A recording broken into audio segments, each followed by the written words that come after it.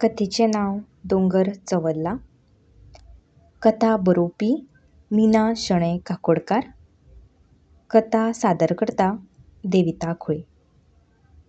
दोंगर चंवरला. बँकेची नवी ब्रांच उगडली आनी मॅनेजर म्हणून हांची पिसोड्या बदली जाली तेन्ना म्हाका खप्प जालें. सगलो जल्म शारांत काडलो, थंय आतां खेड्यांत रावप कशें जमत हें येवजितनाच म्हाका खंत जावंक लागली. शारांतलो तो लकलक, तो वेग, तो बोवाळ हांची म्हाका इतली संवय जाल्ली की हें सगळें सोडून पिसोड्या सारकेल्या खाचोट्टाल्या गांवांत रावंक वचप हें मनांत येवन म्हजें मन सामकें निर्शेतालें. हें मात खुशी आशिल्लें. तांचें ल्हानपण खेड्यांतच गेल्लें म्हणटकीर तांबडे मातयेची ओड तांच्या आंगांत आशिल्लीच. ती खंय वतली? शारा परस खेडेंच बरें अशें म्हणून तांणी आपले ल्हानपणाचे दीस दोळ्यां मुखार हाडले. म्हणटकीर म्हाका म्हजें ल्हानपण याद जातालें आनी दिसतालें शारांतले जिणेंतली मजा ल्हान आसतना आपल्याक चुकली अशें हांकां केन्ना दिसलेंच ना काय? ना जातलें, कारण पिसोड्यार रावंक वचप म्हूण हांकां जाल्ली खोस पळयल्यार थोडीं वर्सां शारांत काडची पडली हाचोच घडये तांकां खेद जातालो. जावये अशें म्हज्या मनांत येवन गेलें. सामानाची बांदाबांद करतना म्हाका उमेदच नाशिल्ली. बदली जाली म्हणून आमकां पार्टी आशिल्ली. शेजारा पाजारा जेवणाक आपयल्ले तेन्ना तर तांचो सगळ्यांचो निरोप घेतना मन आनिकय जड जालें. तशें पळोवंक गेल्यार पिसोळें मडगांवच्यान चड पयस नाशिल्लें. जाय तेन्ना थंय वचून येवंक जातालें. पूण तरिकूय शारांतच रावप वेगळें आनी शारांत केन्नाय येवप वचप वेगळें. पिसोळ्या आमी पावलीं तेन्ना सांज जाल्ली. सगळ्या गांवाचेर काळखाची साय मांडूंक लागिल्ली. गोठ्यांत परतुपी गोरवांच्यो घांटी कानांत किणकिणटाल्यो. शेणाची घाण सप्प करून नाकात वताली. धुल्लाच्या लोटापेल्यान नदर मारतकीर हांगां थंय निकत्याच पेटूंक लागिल्ल्या चिमण्याचो उजवाड दिश्टी पडटालो. लायटी दिव्यांचो उगडास जावन हांवें दोळे धांपून घेतले. असले हे पिसोळे म्हाका मात लेगीत आवडले ना. दुसऱ्या दिसा हेवटेन तेवटेन पडिल्लें सामान सारकें मांडटना सकाळ कशी गेली समजलीच ना. दनपरां पुस्तकां आलमारींत दवरतना जनेलांतल्यान कोण तरी तकली भितर घालून पळयता म्हणचेलें लक्षांत आयलें. 7-8 वर्सांचो एक पोर जनेला भायल्यान उबो आशिल्लो. हांवें ताचे कडेन पळयतकीर तो हांसलो आनी ताणें विचारलें, "काके, हांव भितर येवं?" "यो." तो भितर आयलो. काळें पूण नितळ आंग, निकनिकीत दोळे आनी हांसकुरें तोंड. म्हाका ताची अपुरबाय दिसली. "नांव कितें रे तुजें?" "भानुदास." कमरेवेल्यान सकयल देंवतली चेड्डी वयर काडीत ताणें सांगलें. "खंय रावता तूं?" "पेल्यान ती खूब दीस ना, थंयसर रावताय आमी." जनेला भायर बोट दाखोवन ताणें सांगलें. "तुमगेर जायतें सामान आसा न्हू?" कुडींतल्या सामानाचेर नदर मारीत ताणें विचारलें आनी तो आपलेंच खुपीत तें सामान आशिल्लेवरी खोशयेन हांसलो. आलमारीच्या हारशाक नाक लावन ताणें धूच जीब भायर काडली. म्हाका हांसो आयलो. 2 बिस्कुत्यो ताच्या हातार दवरून हांव परतें कामाक लागलें. तेन्नाच्यान भानुदास म्हज्या फाटल्यान फुडल्यान रावंक लागलो आनी ताजो काके म्हणून उलो कानार आयल्या बगर म्हाकाय सूख लागना जालें. हरशीं हें भायर सरून वतकीर सगळो दीस हांव वाजेवन काडटालें. चडच वाज आयल्यार आंगणांत येवन बसतालें आनी मुखावेल्या मांडाक पळयतालें. वेल्या आडसाराक पळोवन म्हाका मुंबयच्या नारियल पानीची याद जाताली. आनी मागीर एका फाटल्यान एक पयलींच्यो यादी जावन म्हाका पिसोळ्याचो चडच वाज येवंक लागतालो. शेजारा पाजारा बायल्यो नाशिल्ल्यो अशें न्हय, पूण जण एकली आपल्या संवसारांत. बायलांचें मंडळ, सभा असल्या विशयांत तांकां गोडी नाशिल्ली. भानुदास येवंक लागतकीर म्हजो वेळ मातसो बरो वचूंक लागलो. काके, भाऊ खंय वयता? काके, भाऊ फटफटी बरी चलयता न्हू? काके, भाऊ व्हड सायब न्हू? भानुदासाक म्हज्या परस चड हांची वडवीक दिसताली. घरा वतकीर तो फक्त आमच्यो गजाली सांगत आसतालो. घरांत ताची आवय, बापूय आनी धाकलीं 3 भावंडां आशिल्लीं. भानुदास व्हडलो. दीसभर भावंडां वांगडा मातयेंत लोळत आसतालो. एक दीस हांवें ताका विचारलें, भानुदास, तूं शाळेंत वचना? मान सकयल घालून तो चोर कसो उबो रावलो. बाप्पा तेका जाय तो मारता शाळेंत वचना म्हूण, ताचे धाकले भयणीन सांगलें. भानुदासान दोळे व्हडले करून पळयले आनी सोंड फोडटलो अशें म्हणत तो ताच्या आंगार धांवलो. ताका आडायत हांवें म्हळें, भानुदास, तूं शाळेंत वचना? शी, आरे शाणे भुरगे सद्दां शाळेंत वतात. शाळेंत वतकीर तूं व्हडलो जातलो.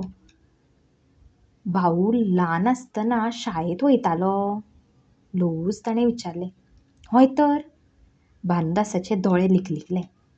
फाल्यांच्यानूच तूं शाळेंत वतलो मरे शाळेंत? ताणें बेगीन तकली हालयली आनी खरेलोच तो शाळेंत वचूंक लागलो. शाळा सुट्टकीर दप्तर घेवन तो बद्द आमगेर येतालो. आसन मांडी घालून वासरेवेल्या खांब्याक तेंकून बसतालो आनी काडयेचो कुरूक कुरूक आवाज करीत पाडे काडटालो. बे के बे, बे दुणे 4, बे त्रिंक 3. भानुदास, बे त्रिंक 3 न्हय, 6. ताजे सगळे पाडे त्रिंक म्हणटा थंयच चपताले. 4 त्रिक 13, 6 त्रिक 15, 8 त्रिक 18, कितलेय सांग. दुसऱ्या दिसा परत तेंच. एक दीस हांवें ताका वणटी वटेन फुडो करून उणवो लेगीत रावंक लायलो. पूण पोराक लज ना. उणवो रावन तो म्हाका शेता पेल्या दोंगरार काण्णां पिकूंक लागल्यात म्हूण सुरबुसायेन सांगूंक लागलो. फाल्यां तुका दोणो भरून हाडटा गे काके, अशें ताणें धोंपरा मदल्यान तकली घालून म्हाका सांगलें तेन्ना हांव ताचेर तापलें. कांय नाका म्हाका तुजी काण्णां चुन्नां, पयलीं पाडे सारके शीक. भानुदासाचे दोळे भरून आयले. भितरले भितर घुस्मटत तांणी मागीर पाडे म्हणूंक सुरवात केली. बे के बे, बे दुणे 4, बे त्रिक 6. तो चुकत म्हणून हांवेंच बेगीन म्हळें आनी ताका सकयल बसूंक सांगलें. पिट्ट करून उडी मारून तो म्हज्या मुखार येवन बसलो. हावा शिवा करून आमी दोगांयनी सगळे पाडे म्हळे. मागीर तो येदोळ अद्दी उरिल्ली काण्णाची गजाल सांगूंक लागलो. काके, दोंगुल्ल्यार मगे जायत्यो जाळयो आसात, काण्णाच्यो काट्यांनी भरलेल्यो, आनी तितूंत हुमल्यांचे जायते घोटेरी आसात. अस्सो हात घालोंक जायो भितूर आनी कुटूच करून काण्णां तोडूंक जाय. मेजाच्या खुरा फाटल्यान अळंग हात घालून भानुदासान काण्णाचे झाळेंत हात घालून काण्णां तोडिल्ले भशेन केलें. आमी या गे. काटे तोपतात, हुमले चाबतात अशें आसतना झाळयेंत हात घालून काण्णां तोडून खातलो कोण? 10 पयशे दिवन काण्णाचो दोणो घेवन अचळय खावपी शारांतलीं मनशां आमी. नाका रे सायबा, म्हाका तुजे हुमले खायत. भानुदासाक हांसो फुटलो. चेड्डी दोनूय हातांनी घट्ट धरीत तो हांसूंक लागलो. पूण तो सामकोच फाटीक लागतकीर मागीर हांव ताच्या वांगडा वचूंक तयार जालें. दुसऱ्या दिसा सकाळींच आमी भायर सरलीं. काकी वांगडा आसा म्हणून भानुदास खोशी जाल्लो. शेतांतल्यान व्हाळा देगेवेल्यान वतना एक सारको बडबडत आशिल्लो. मदींच खंयच्यान तरी धव्यो फुल्ल बळारी पाखां हालयत व्हाळा देगेर देंवल्यो. काके, बळारी चोय, अशें म्हणत भानुदासान एक फातर तेवटेन शेंवटिलोच. फर्र करून पाखां फुल्लीं. लांब पांय सकयल लांबयत बळारी वयर उडल्यो. सुकिल्ल्या पानां बडयो माड्डीत आनी आमी दोंगुल्ल्यो चडूंक लागलीं. तरेतरेच्या चवरांचो परमळ घेवन वारो आंगापांगार नाचूंक लागलो. उडयो मारीत भानुदास फुडें फुडें धांवतालो. हांव मात जीव सांबाळून काटे तोपत झोपात शिरकून उरत ह्या भंयान अळंग चलतालें. मदींच थांबून भानुदासान पिटकुळेच्या फुलांचो घोस काडून म्हज्या मुखार धरलो. काके, फुलांच्यो पाकळ्यो मेज. 4-5 पाकळ्यांचें फूल मेळटा तो भाग्यवंत खंय. हय, वयल्या वाड्यावेले पेद्रूक एक फावट 5 पाकळ्यांचें फूल मेळ्ळें मगे काके, आनी रोखडोच तेज्या पायन तेका नेवो बुशकोट शिंवलो. बाबणिल्या मिराक फूल मेळ्ळें तेन्ना ते वावर करता त्या भाटकाराल्या सोयऱ्यांनी वयतना तेका 2 रुपया दिले खंय. आनी गुणाक फूल मेळ्ळें तेन्ना तेका आख्खी शिशी पेन्सील मेळ्ळी वाटेर. भानुदास दोळे मोठे मोठे करून म्हाका सांगतालो. पूण त्या दिसा कांय आमकां 5 पाकळ्यांचें पिटकुळेचें फूल मेळूंकूच ना. 5वेचार काण्णां जाळीत काळशे तामशे काण्णाचे घोस दिसतकीर भानुदास उडयो मारीत धांवतालो. काटयांत हात घालून ताणें पटपटीत कितलींशींच काण्णां तोडलीं आनी तो म्हज्या म्हऱ्यांत आयलो. काके, घे. सगळीं काण्णां म्हज्या मुखार धरून ताणें म्हळें. ताच्या माथ्यावेले हुमले फाफडीत हांवें म्हळें, तूं खा रे, हांव तोडटां. नाका काके, तूं तोडूं नाका. तुका काटे तोपतले, हुमले खातले, हांव तोडून तुका दितां. म्हजी म्हाकाच लज जाली. ना रे भानुदास, म्हाका काट्या हुमल्याचो भंय दिसना. पळोवया तुजो दोणो चड भरता काय म्हाजो तो. हय हय, भानुदास फुल्लो आनी काण्णां तोडूंक धांवलो. हांवें साडयेच्यो मिरयो खंयल्यो आनी हुमल्यांचे घोटेर ना थंय काटे चुकयत हात घालो आनी अळंग एक काण्ण तोडून तोंडांत घालें. आंबट गोड रुचीन जीब धादोसली. 10 पयशे दिवन विकत्या घेतिल्ल्या दोण्यातल्या काण्णां परस आपल्या हातान तोडून खाल्ल्या काण्णाची रूच वेगळीच आशिल्ली. भानुदासान कुड्या पानांचो दोणो करून दिलो. तो 2 दोणे भरून म्हज्या म्हऱ्यांत आयलो. तेन्ना हांव हुमले फाफडीत उबें आशिल्लें. हातांतलो अर्दो भरिल्लो दोणो हांवें भानुदासा फुडें धरलो. तेन्ना तो आपल्याले 2 दोणे म्हजे मुखार नाचयत हांसूंक लागलो. पूण आंगावयले वर्गे सासपीत काण्ण खातना म्हज्या मनांत आयलें, अर्दो दोणो तरी हांवें भरूंक शकलें. हेंवूय खूब जालें. मागीर आमी थंयच्या एका फातरार बसलीं. दिकान भरिल्ल्या हातान एक काण्ण म्हज्या मुखार धरून भानुदासान विचारलें, काके, कोंबो काय कोंबी? हांवें हेवटेन तेवटेन पळयलें. खंय रे? काकेक कांयच कळना अशे नदरेन ताणें म्हाका पळयलें आनी म्हळें, काण्ण तांबडे आसल्यार कोंबी आनी धवे आसल्यार कोंबो म्हणटात. आतां सांग पळोवया. हांवें काण्णाचो कुडको काडून पळयलो आनी म्हळें, कोंबी. आवाय, पळोवचे पयलीं सांगोंक जाये. मागीर हांवें आनी भानुदासान कोंबो कोंबी करीत अर्दीं काण्णां सोंपयलीं. सांजे भाऊ येतकीर इचार आं काके. काण्णाचो दोणो धांपून घेत भानुदासान म्हळें, कितें रे, कोंबो काय कोंबी ते? दिकान चिकचिकीत जाल्ले ओंठ घट्ट दामून हांवें हांसो चिड्डिलो. एक दीस भानुदास तोणयो घेवन आमगेर आयलो. असा गडिया तूं खेळोजी तोणयाचा डाव मांडूनी, जय रंग तालगडी जय रंग तालगडी अशें करीत आंगणांत नाचूंक लागलो. आरे, हें कितें? काके, शिगमो लागीं येयलो न्हू गे. हय मरे, म्हाका याद जाली. जिजूचे बावले तारी पावले शेबोय अशें म्हणत रुपडी घालून भुरगीं दारांत येवंक लागलीं म्हणटकीर शिगमो आयलो हें म्हाका कळटालें. शिगमो येतालो आनी वतालो. शिगम्याची तयारी अशी केन्ना आमी केलीच ना.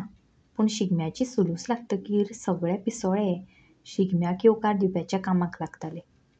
भानुदास 15 फावटी येवन सांगूंक लागलो, काके, आंगण सारून घेवच्योक जाय, माटो घालुच्या जाय, मेळ येतलो न्हू.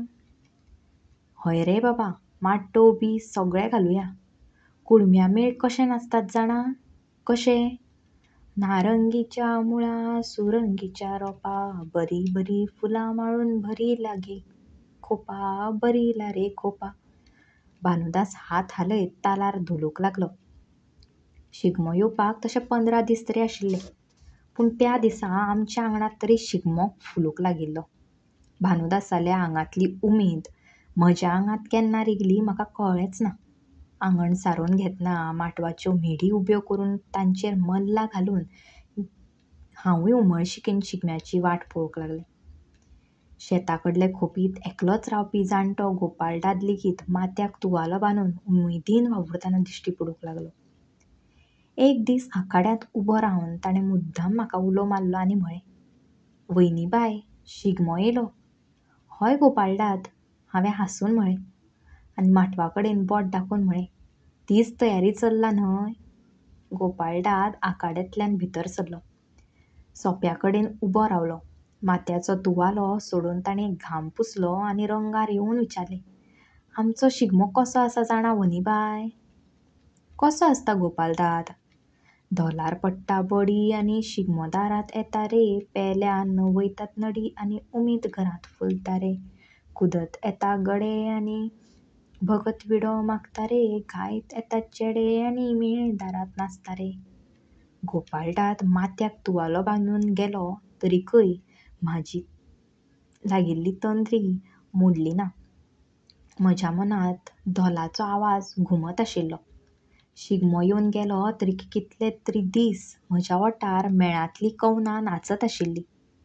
कळकीच्या बनामदे कोमल झळमला, थंयसान कोमल गेला सुताराच्या घरी. सुताराच्या मलाने सुतरंगी केला, थंयसान तो गेला चिताराच्या घरी. चिताराच्या मुलाने चित्रंगी केला, त्या वर्सा हांवें खरो शिगमो अणभवलो. पिसोळ्याचो दर्याय कितें वेगळोच आशिल्लो.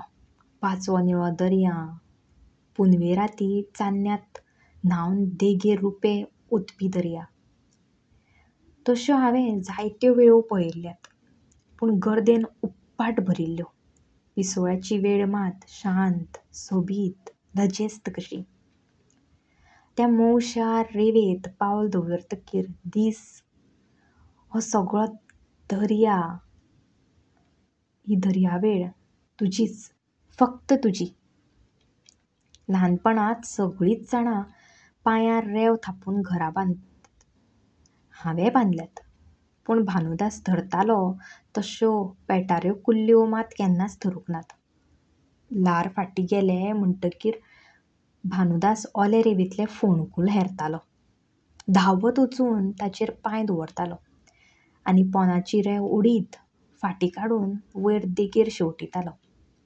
रेंवेपोंदची कुल्ली दांगे वयर करून तुरतुरीत धांवत सकयल्ल्या उदकावटेन येवंक लागतकीर बचकभर सुकी रेंव तिचेर शेवटून तो तिका पांयांनी दामून धरतालो आनी तिचे दोनूय दांगे मोडून तिका बोल्सांत भरतालो. ताणें म्हाका पेटारे धरूंक शिकोवपाचो जायतो यत्न केलो, पूण कुल्ली पांयांक घास मारीत हें येवजूनच म्हाका भंय दिसतालो. पिसोळ्यांतच म्हजें ल्हानपण गेल्लें जाल्यार घडये हांवूय भानुदासा भशेनच पेटारे धरिनाशिल्लें. कोण जाणा. माडार चडून सूर काडटना रेंदेरांनी सुरार म्हणिल्लीं गितांय हांवें पिसोळ्या येवन आयकलीं. घरांतले नाल्ल सोंपतकीर पसऱ्यार वचून ते घेवन येवप, इतल्याचेरच म्हजो आनी माडाचो संबंद सोंपतालो. नाल्ल हे माडाक लागतात, इतले जाणा जावपा पुरतोच संबंद तो. पूण पिसोळे आयले आनी हालपी धोलपी माडांतले कवीत म्हाका दिसले. चुडटांतल्यान सळसळपी वारो, त्या वाऱ्या तालार धोलपी चुडटाक लामतले घोंटेर, सुरसुरीत माडार चडपी रेंदेर आनी तांची ती कांतरां, ह्या सगळ्यांचें एक म्होवाळ सोबीत गीत जावन म्हज्या काळजांत वचून बसलें. आतां नाल्ल पळोवन याद जाता ते हे फक्त कवीत, वाऱ्यार धोलपी घोंटेर आनी चुडटांचे जाळयेंतल्यान पयस पयस वचपी कांताराचे सूर. फात्या पारारी चेडवा तुजी वाट देखीली, वाट देखीता रात गो येयली. हे सूर आयकतकच दीस गेले. 2 वर्सां कशीं गेलीं समजलींच ना. भानुदासाले पिसोळे म्हज्या आंगांत केन्ना भिनले कळ्ळेंच ना. आनी परत एक दीस हांची पणजे बदली जाली. खरें म्हळ्यार म्हाका खोस जावचेली, पूण जाली ना. मन खिन्न जालें. पिसोळे सोडून वचप? म्हज्या हातांतलें काम अर्देंच उरलें. शारांत लायली ना इतली ओड म्हाका ह्या ल्हानशा खेड्यान लायिल्ली. म्हाका कळनासतना जड मनान हांवें सामानाची बांदाबांद केली. सामानाचो ट्रक भरतना भानुदास जायतो बोवाळ्ळो. म्हजे भोंवतणी भोंवलो. काके, अंदू सगळो दोंगुल्लो चौरान भरला. तुमी फुडल्या वर्सा गेल्यार जायना? काके, तूं वयतगीर म्हजो अभ्यास कोण घेतलो? काके, तुका हांव कालवां काडूंक शिकयतलें ना. तें शीक आनी मागीर वच. काके काके काके. ताका समजायतना म्हाका नाका शेवट जाल्लो. हांव आपलें आयकना तें पळोवन तो हांचे कडेन गेलो. भाऊ, दोंगुल्लो सामको चंवरला. तुमी अंदू रावात. ताचो गळो भरून आयलो. हांकांय मनांतल्यान बरेंच वायट दिसतालें. भानुदासाचे फाटीर धापटीत ताणें म्हळें, काण्णां पिकतकीर सांगून धाड आं. हांव येता तुजे काकेक घेवन हांगा. भानुदासाच्या दोळ्यांतलीं दुकां पोल्यार गळ्ळीं. आमी पणजे वचूंक भायर सरलीं तेन्ना गोरवांच्या गळ्यांतल्यान घाटी तालाचेर पावलां वाजयत सांज पिसोळ्याचेर देवूंक लागिल्ली. शेणाचो वास घरा मुखावयल्यान सारिल्ल्या आंगणाचो, आंगणांत तुळशी मुखार पेटोवन दवरिल्ल्या निरंजनाचो उगडास करून दितालो. मोटार सुरू जाली. म्हजे दोळे भरून आयले. दुकां पुसून हांवें भानुदासाक पळोवपाचो यत्न केलो. रडकुरें तोंड करून तो उबो आशिल्लो. ताच्या फाटल्यान पयस दोंगुल्लो दिसतालो. पाचवो, निळो, चौरान भरिल्लो दोंगुल्लो. भानुदासान हात हालयलो. हांवें हालयलो. मोटार फुडें सरली. तांबडो धुल्ल वयर सरलो. धुल्ला फाटलें भानुदासाचें रूप दिसना जालें. तरीकय हांव भरिल्ल्या दोळ्यांनी फाटल्यान पळयत हात हालयत रावलें. देव बरें करूं.